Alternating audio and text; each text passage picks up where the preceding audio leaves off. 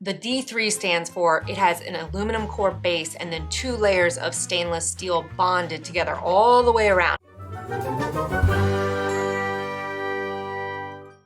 So that means very, very even. You don't get these hot spots. And I will tell you, I used to have to cook on high with all the other cookware I had. This, I literally barely ever turn it past medium. It's just kind of learn as you go, but hint, start at medium. All right, so this is what the bottom looks like. Mine is filthy.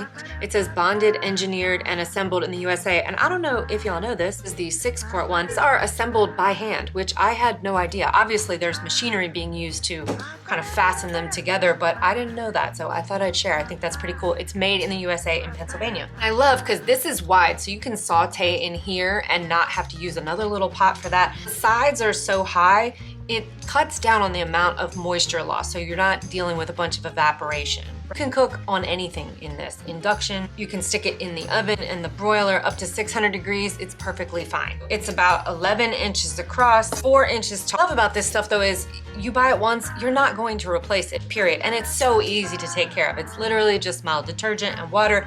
But once it gets kind of, because you can broil and everything in here, so sometimes you're gonna get this kind of buildup. Let me show you a little trick. I'm just gonna show you how easily this cleans up.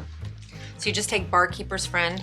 This stuff I didn't even find out about until like 2 years ago, and now I use it on everything, but always shake up your Barkeepers before you use it.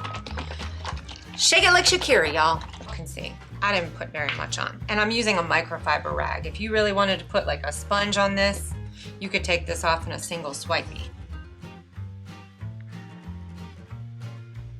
If I was really worried about it, I could sit here and keep scrubbing it and it would be perfectly clean after. But do y'all see that? How easy that is to clean? Do you see the difference between this top piece?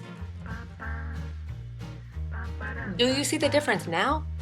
I mean, it is night and day, and I did not even use any elbow grease, because if I did, I promise you this thing would look good as new. And same on the inside. Left side, restored. Right side, you're nasty, wash your pots. I'm kidding, but look, do you see the difference? I'll show you how easy this is to restore.